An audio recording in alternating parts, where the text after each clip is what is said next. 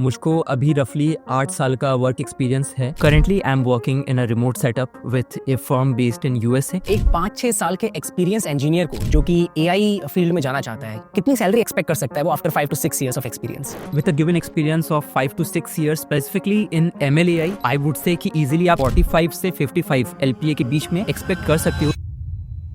AI के field में आज के टाइम पे किस किस तरीके की जॉब्स लग रही हैं? टेक वाले में सबसे पहले आपके आ जाएंगे डेटा साइंटिस्ट या फिर machine learning engineers. Non tech लोगों के लिए जिनकी सॉफ्टवेयर डेवलपमेंट में जिनका उतना अच्छा बैकग्राउंड नहीं है, उनके लिए भी there would be job roles. Comparing these two, salaries किसकी ज्यादा होती हैं? कुछ केसेस में आप ये भी ऑब्जर्व करोगे कि 1-1.5 करोड़ का भी पैकेज है, 2 करोड़ का भी है, but I don't want to generalise that number. What is the right way? क्या वो सिंपली पाइथन सीख के एआई में घुस जाएं, या फिर उनको वो लॉन्ग रूट लेना पड़ेगा कि पाइथन सीख रहे हैं, देन मशीन लर्निंग एल्गोरिथम सीख रहे हैं, न्यूरल नेटवर्क सीख रहे हैं? फ्रेशर्स एंड वर्किंग प्रोफेशनल्स क्या दोनों application based generative AI engineers बन सकते हैं? देखिए, बन तो डेफिनेटली सकते हैं, ऑल्दो अभी काफी मुश्किल होता जा रहा है उस पर्टिकुलर अपॉर्चुनिटी में घुस पाना, बिकॉज काफी कंपटीशन है। Every month you will have to make sure that you are learning something new in terms of a framework, a concept, cloud service. There should be something new every month at least. इन पिछले 3 सालों में ही there is a growth by 35% year on year growth. तो future तो इसका promising ही दिख रहा है। अब ये तो हम सबको पता है कि आगे आने वाले टाइम में एआई फील्ड में बहुत सारी जॉब अपॉर्चुनिटीज आने वाली हैं, लेकिन क्योंकि ये फील्ड थोड़ा नया है, इसलिए मार्केट में काफ़ी कंफ्यूजन है कि भाई क्या हमें मशीन लर्निंग सीखनी पड़ेगी, क्या हमें डेटा साइंस, न्यूरल नेटवर्क सब कुछ सीखना पड़ेगा एआई इंजीनियर बनने के लिए? तो आज की पॉडकास्ट में आपको पूरी क्लैरिटी मिलेगी। तो बेसिकली हमने पॉडकास्ट में बताया है कि आप कैसे बिना कोडिंग करे एआई फील्ड में कौन सी जॉब अपॉर्चुनिटीज देख सकते हैं। अगर आप कोडिंग करते हैं बट मशीन लर्निंग या डेटा साइंस नहीं करते हैं, तब आप किस किस फील्ड की तरफ देख सकते हैं, आपके लिए कौन सी जॉब अपॉर्चुनिटीज रहेंगी, उसमें क्या क्या सैलरीज मिलेंगी, रोड मैप क्या रहेगा, वो भी डिस्कस किया है। देन थर्ड कैटेगरी उन लोगों की आती है जो कि कोर में जाना चाहते हैं, जो कि मशीन लर्निंग इंजीनियर ऑलरेडी हैं या फिर मशीन लर्निंग में इंटरेस्टेड हैं, they want to work upon the architecture. उन लोगों के लिए भी एक रोड मैप डिस्कस किया है। तो बेसिकली इन तीनों कैटेगरीज के बारे में हमने बात करी है। Non coders, coders, those who are not into machine learning, and those who are into machine learning. And detail में रोड मैप डिस्कस करेंगे हम लोग एप्लीकेशन बेस्ड एआई इंजीनियर्स के लिए, एंड जो आर्किटेक्चर पे काम करते हैं एआई इंजीनियर्स उनके लिए। We will also discuss the salary जो कि मार्केट में करंटली दी जा रही है, एक्सपेक्टेड सैलरीज क्या है, ग्रोथ किस तरीके से हो रही है सारी की सारी जॉब प्रोफाइल्स की। एंड आज के जो गेस्ट है ना, उनके साथ भी आपको बहुत मजा आने वाला है, बिकॉज उन्होंने अपना career as an AI engineer नहीं स्टार्ट किया था। He also started with TCS and grow करते करते he became an AI engineer. तो काफ़ी इंटरेस्टिंग जर्नी है उनकी भी। पॉडकास्ट में बहुत मजा आएगा, आप लोग एंड तक देखना, चाहे आप स्टूडेंट हैं चाहे आप वर्किंग प्रोफेशनल्स हैं, क्योंकि दोनों के लिए ही हमने सारे सिनेरियोज डिस्कस किए हैं। I hope you guys will enjoy the podcast, watch till the end. Channel पे नए हैं तो चैनल को सब्सक्राइब जरूर कर लेना एंड वीडियो को लाइक कर देना before you start the podcast. ठीक है, let's get started now. Hi Vikas, how are you? Hey Fraz, I am good. आप कैसे हो? मैं भी एकदम बढ़िया। तो वैसे तो विकास हमारे साथ ऑलरेडी एक पॉडकास्ट कर चुके हैं, आप में से कुछ लोगों ने जानते होंगे, लेकिन for those who don't know Vikas, एक छोटा सा इंट्रोडक्शन हो जाए आपका। Yeah, sure. So I am from Kolkata. I am professionally a data scientist और ML Ops engineer. मुझको अभी रफली 8 साल का वर्क एक्सपीरियंस है। I have worked with top Indian consultancy firms like Wipro, TCS, Cognizant, and currently I'm working in a remote setup with a firm based in USA. And yeah, working as a remote data scientist, and in my spare time I also help others to get into the field of MLAI. That is it. या विकास का YouTube channel भी है, जहाँ पर विकास ने काफ़ी अच्छे से लेक्चर्स बना के डाले हुए हैं on data science, machine learning. तो जाकर के जरूर चेक करना, मैं लिंक डिस्क्रिप्शन में दे दूंगा। तो विकास, हम लोग जनरेटिव एआई का एक अच्छा सा रोड मैप डिस्कस करेंगे, लेकिन उससे पहले आपने बताया कि आपने टीसीएस, विप्रो में काम किया हुआ है, तो क्या आपकी भी सैलरी वहाँ पर ऐसी ही थी, 3.5 LPA, 4 LPA? Even lesser than that, because when I started, it was not a technical profile जैसे कि एक डेटा एनालिस्ट या डेटा साइंटिस्ट के जॉब रोल में usually when you get started आपकी सैलरी हायर साइड पे होती है, but I started as back office executive या फिर सर्विस डेस्क एनालिस्ट, वो बोल सकते हो। And at that time I think my basic pay was as low as 11,000 per month. उसके ऊपर जो भी इंसेंटिव्स आपके हाथ में आ गए वो आ गए, उसके लिए हमें एक्स्ट्रा काम भी करना पड़ता था। So that is how I got started, because I was coming from a non coding background.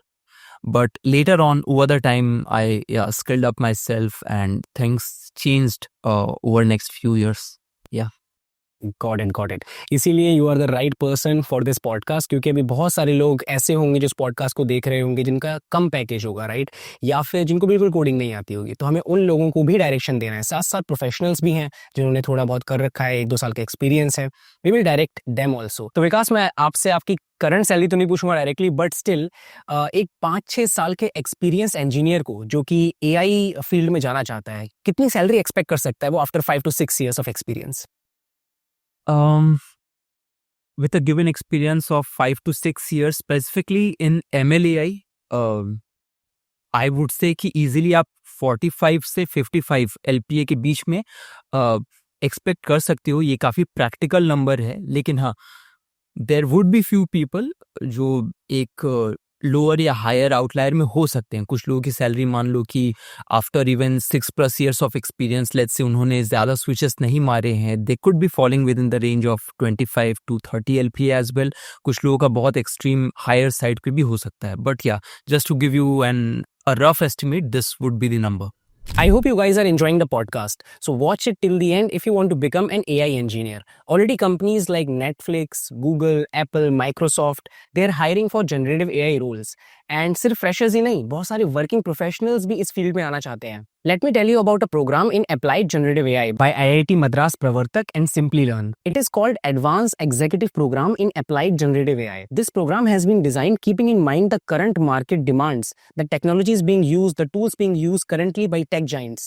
The best part about this program is it is live, interactive, taught by alumni and faculty from IIT Madras and other IITs. And in this program, you will make 3 capstone projects. In case you miss a class, you will have the recordings to watch it. In case you get stuck somewhere in the project or the course, you will have mentoring sessions to ask your doubts. You will be able to interact with peers via Slack. You can also try Simply Mentor, a ChatGPT-powered assistant, which you can interact with at any time for doubt solving, brainstorming, and planning your next steps. The program starts with basic topics like Python, prompt engineering, and covers topics like LLM architecture, agentic frameworks, LangChain for workflow design, and GenAI application development. If you want to know the entire curriculum in detail, you can download from the website. The link is in the description. 19 plus tools like Hugging Face, Chroma, Rogue, PyPDF will also be covered in the program. And at the end, you will also get a valuable certificate from IIT Madras Pravartak Technologies Foundation. Now let's talk about the eligibility criteria. You need to have a bachelor's degree with an average of 50% or higher marks. You need to have a basic understanding of programming concepts and mathematics. It's preferable if you have 2+ years of professional experience, although it is not mandatory. Regarding the payment, you can either pay in one go or you can pay in installments. I will provide the link to this program in the description. You can go check out their website, see the entire curriculum. You can also talk to an advisor. So the link is in the description. Now let's move ahead with the video. ठीक है विकास, तो main question पे आते हैं कि AI के field में आज के टाइम पे किस किस तरीके की जॉब्स लग रही हैं? Okay, Fraz. So I think myself, I've been researching on this question for a while, and actually I have a few things ready over here to answer this particular question. तो mainly जो jobs है market में within the field of AI specifically, we can divide it into 2 categories. पहला रहेगा tech for people who had a background into software development, coding या फिर machine learning, and other would be non-tech. So I'll give you a high level understanding. तो take वाले में सबसे पहले आपके आ जाएंगे डेटा साइंटिस्ट्स या फिर मशीन लर्निंग इंजीनियर्स। उसके बाद आपके एआई या डीप लर्निंग इंजीनियर्स जो कि ट्रांसफॉर्मर्स जैसे आर्किटेक्चर पे क्लोजली काम करते हैं। For people who do not know, transformer is the architecture behind a model like ChatGPT। इसके अगर आप आगे बढ़ोगे, then there are also job roles like MLOps engineers, data engineers. ये कोर AI जॉब रिलेटेड तो नहीं है, लेकिन ये थोड़े हाइब्रिड में आते हैं, बट स्टिल टेक में इनके लिए भी अच्छी खासी ओपनिंग है आज की डेट में। ऑन दी अदर हैंड अगर हम बात करें तो नॉन टेक लोगों के लिए, जिनकी सॉफ्टवेयर डेवलपमेंट में जिनका उतना अच्छा बैकग्राउंड नहीं है, उनके लिए भी there would be job roles like AI product manager. These are people who manages AI based product life cycle, aligning tech with business goals. इसके अलावा there would be ethical AI और responsible AI specialist. इन्हें भी coding की करने की ज़रूरत नहीं होती है. These are people who ensure fairness, transparency and regulatory compliance in AI systems. तो अभी आज की डेट में जो भी कंपनी AI के फील्ड में काम कर रही है heavily, they also keep this kind of people in their company to deal with the regulations and fairness, transparency, etc. in the market. So yeah, just to summarize the entire job market within AI, this would be my answer for you. तो विकास, आपने काफ़ी अच्छे से classify किया कि भाई जेएनएआई में उन लोगों के लिए भी जॉब ऑप्शंस हैं जो कि टेक में जाना चाहते हैं, और उनके लिए भी जॉब ऑप्शंस हैं जो कि नॉन टेक में जाना चाहते हैं, कोडिंग वगैरह नहीं करना चाहते। बट फिलहाल जो मेरी ऑडियंस है वो थोड़ा कोडिंग की तरफ ज़्यादा इंटरेस्टेड है। बाकी नॉन टेक के लिए अगर किसी को भी चाहिए होगा कि हम डिस्कशन करें तो कमेंट कर देना। अभी टेक की बात करते हैं। तो टेक में जो बंदे इंटरेस्टेड हैं और उनको एआई में घुसना है, तो what is the right way? क्या वो सिंपली पाइथन सीख के एआई में घुस जाएं, या फिर उनको वो लॉन्ग रूट लेना पड़ेगा कि पाइथन सीख रहे हैं, देन मशीन लर्निंग एल्गोरिदम सीख रहे हैं, न्यूरल नेटवर्क सीख रहे हैं, और 1 साल पूरा स्पेंड करने के बाद फिर एआई में आ रहे हैं? आपने एकदम ही परफेक्ट सवाल पूछा है France. I think this is the biggest dilemma across all the people. तो ये दोनों ही रोड मैप के ऊपर प्रोग्रेस किया जा सकता है। It depends on an individual. अगर आप जेन एआई पे हाई लेवल पे काम करना चाहते हो, ठीक है, बनी बनाई जो फ्रेमवर्क्स है या जो मॉडल्स हैं उनको लेके अगर आप आगे डेवलपमेंट करना चाहते हो, then you will have a different road map जहाँ पे आप एक प्रोग्रामिंग लैंग्वेज सीख के you just get started with gen AI.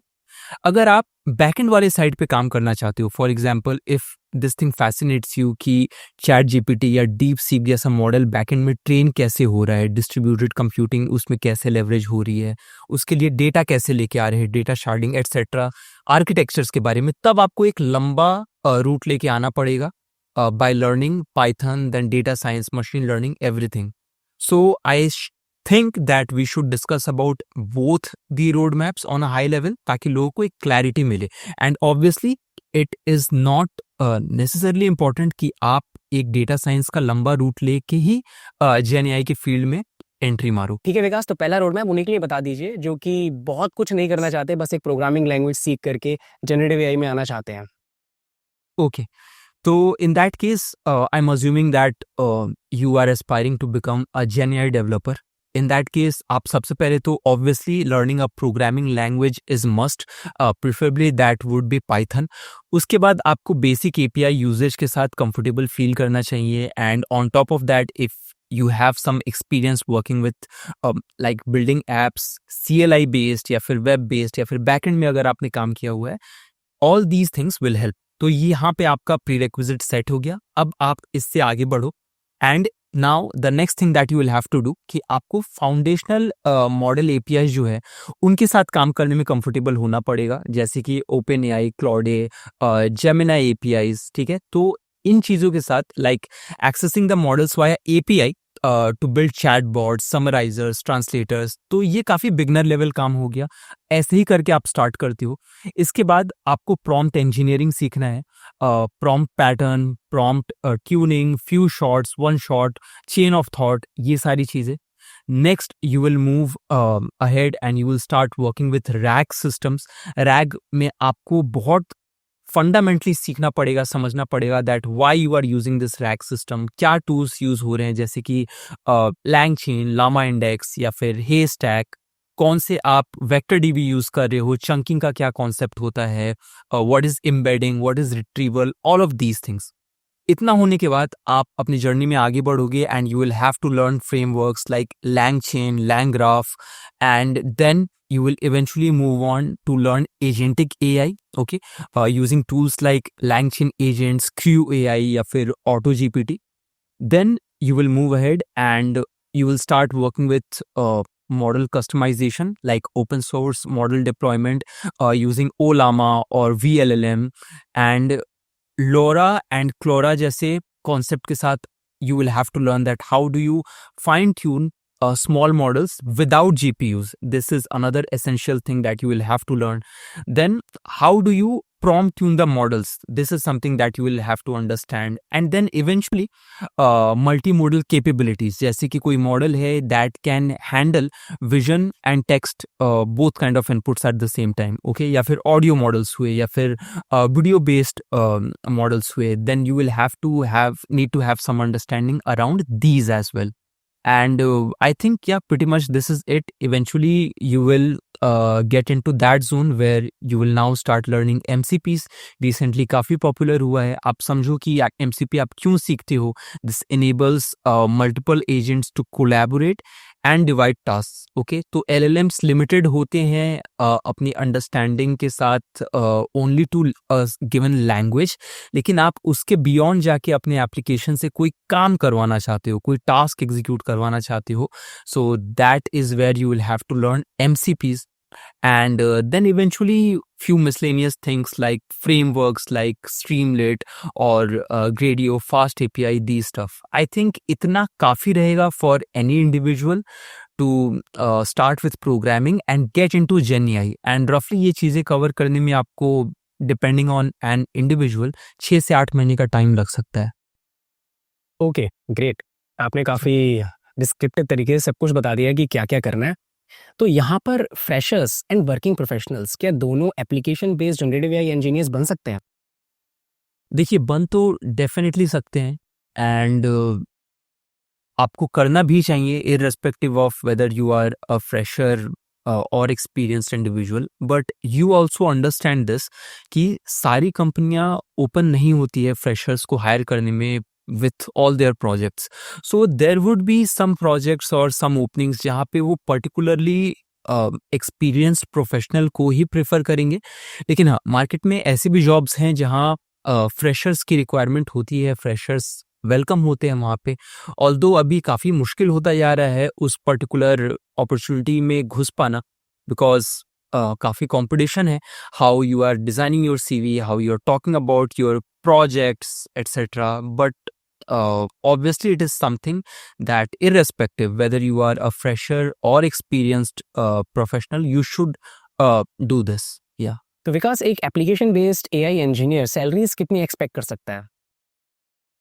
अगर आप बिल्कुल ही फ्रेशर हो and it is your first job, then I think looking at the scenario in India, आप somewhere between 6 to 8 LPA के आसपास, this is a very decent estimate. इस range में आप एक्सपेक्ट कर सकते हो।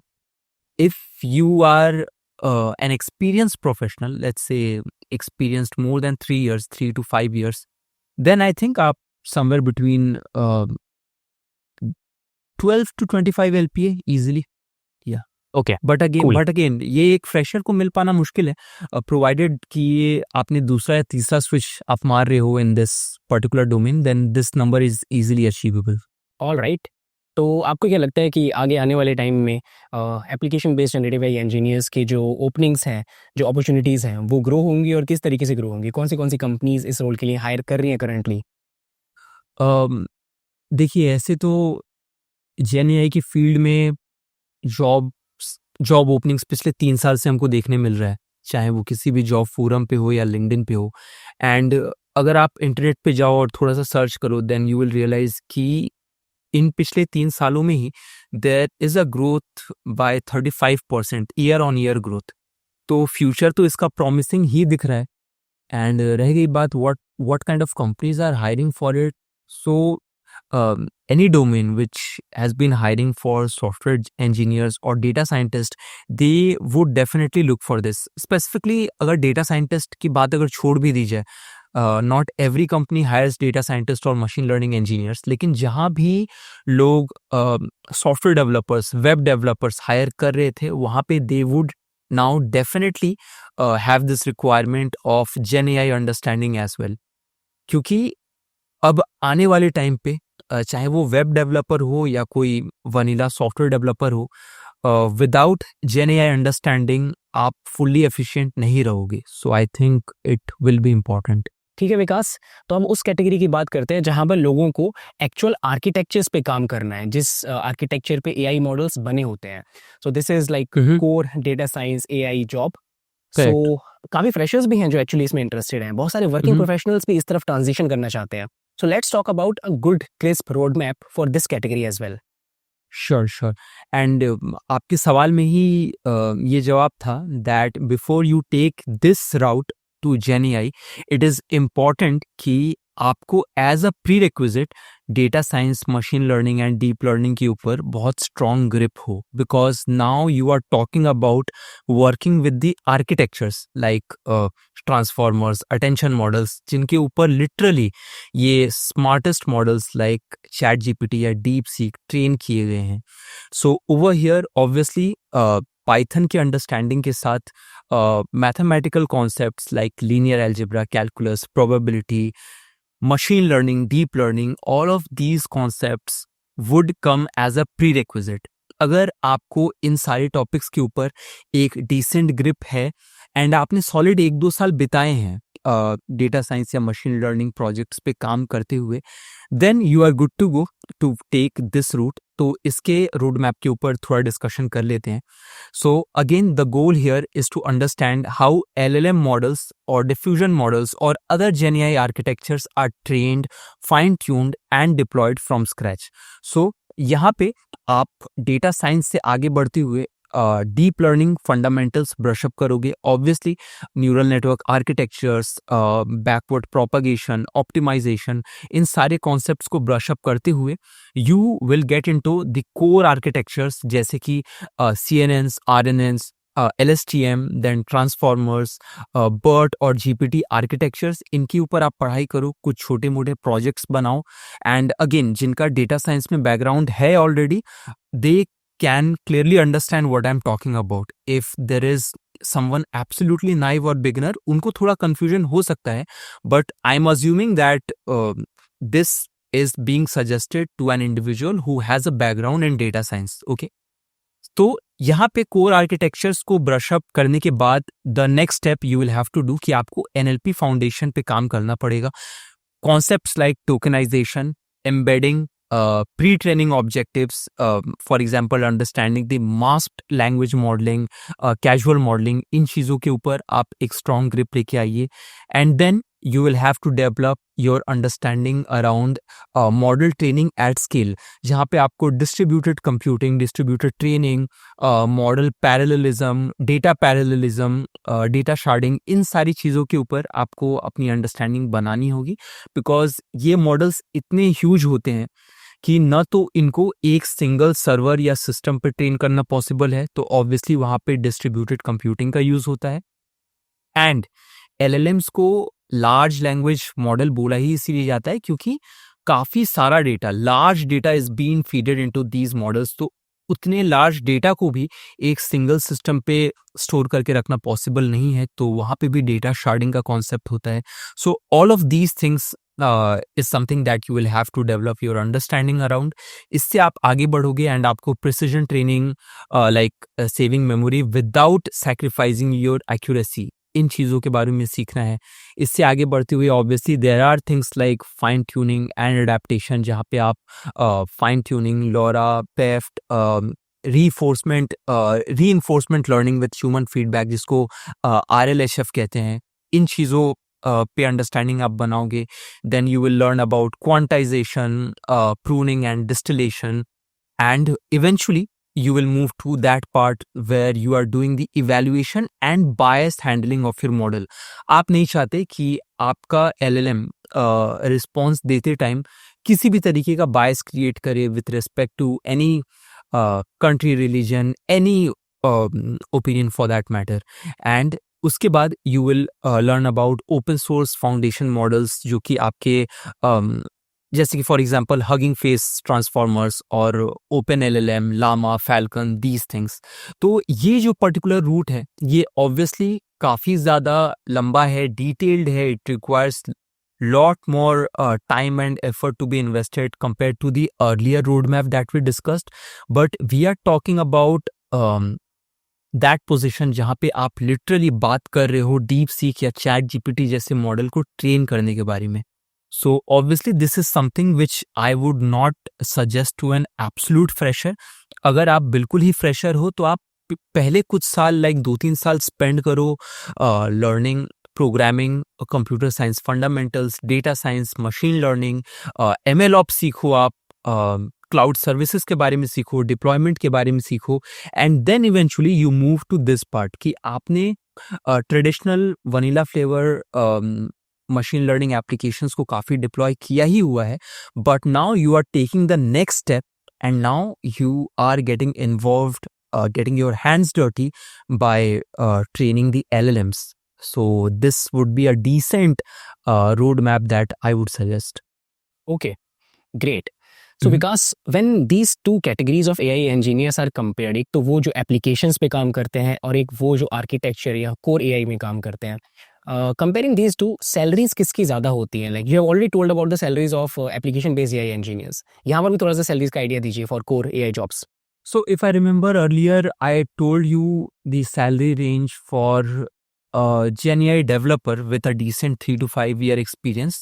I said कि you should experience somewhere between, let's say, 12 to 25 lakhs. लेकिन यहाँ पे if we are talking about literally an LLM ops engineer या फिर AI engineer, तो scale is completely different. Over here you are expecting a salary of somewhere between 40 to 60 LPA.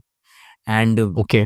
this is very practical. Okay, कुछ cases में आप ये भी observe करोगे कि 1-1.5 करोड़ का भी पैकेज है, 2 करोड़ का भी है, but I don't want to generalise that number as a general expectation. लेकिन ये जो मैंने आपको नंबर बताया 40 to 60 LPA, assuming that you are already in the field of data science AI for let's say 5+ years, तभी आप ये कर रहे हो LLM ops या फिर you are getting your hands dirty by doing things like training the LLM literally.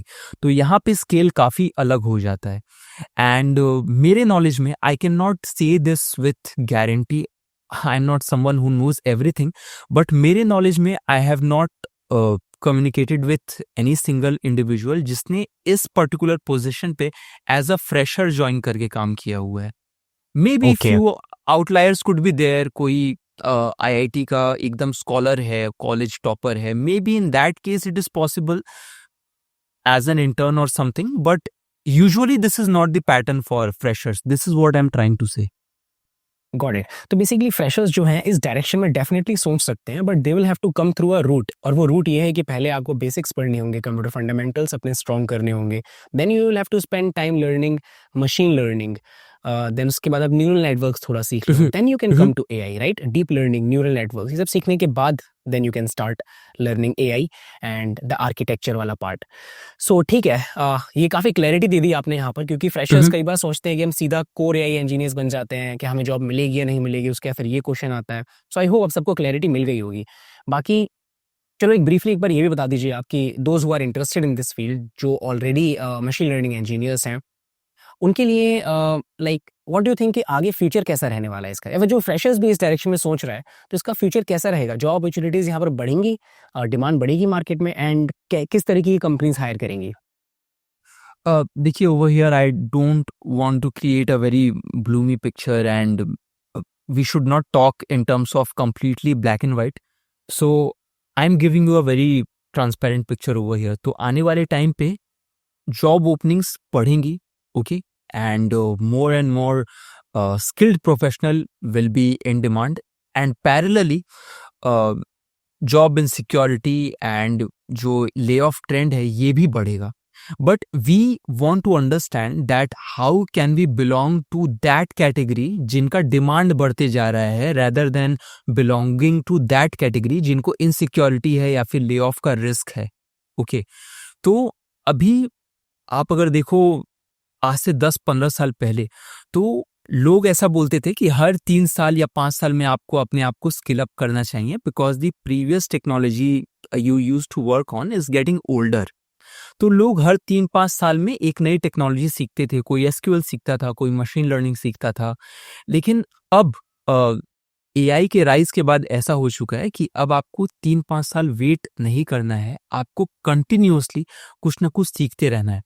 Every month you will have to make sure that you are learning something new in terms of a framework, a concept, a cloud service. There should be something new every month at least. Okay, and अगर आप ये चीज़ नहीं कर रहे हो month by month, it's been like 6 months, 1 year for you कि आपने ignore कर दिया मशीन लर्निंग को, ML ऑप्स को, GenAI को, आप इग्नोर करते जा रहे हो एंड आप अपने एग्जिस्टिंग जॉब में कंफर्टेबल होते जा रहे हो, in that case you are getting into the zone of higher and higher risk of job insecurity, ले ऑफ्स.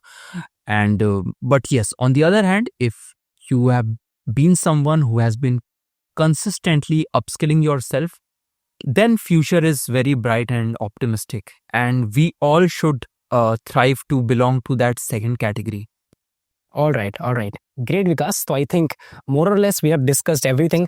बाकी आप लोग कमेंट सेक्शन में लिख देना अगर आपको स्पेसिफिकली कुछ भी पूछना हो हमसे related to generative AI, whatever you want, wherever you are stuck, we will try to answer it. ठीक है, thanks a lot Vikas for coming here and sharing this information with us. And जाते जाते कुछ बोलना चाहेंगे आप? Thank you very much phrase for hosting me again, and पिछली बार की तरह ये एक्सपीरियंस भी बहुत अच्छा रहा, एंड आई रियली होप कि मैं और आप अपने प्लेटफॉर्म के थ्रू लोगों में MLAI रिलेटेड अवेयरनेस, चाहे वो जॉब अपॉर्चुनिटी के टर्म्स में हो, रोड मैप के टर्म्स में हो, स्किल अप कराने के टर्म्स में हो, हम जितना हो सके उतना हेल्प प्रोवाइड करें, and we try to create a good culture. That's it. Alright guys, thank you so much for watching the podcast till the end. जाते जाते वीडियो को लाइक कर देना, चैनल पे नए हैं तो चैनल को सब्सक्राइब कर देना. You can connect with Vikas on his LinkedIn. I'll provide the link in description and you can check out Vikas's YouTube channel as well. ठीक है, मिलते हैं नेक्स्ट वीडियो में, तब तक के लिए बाय बाय, टेक केयर.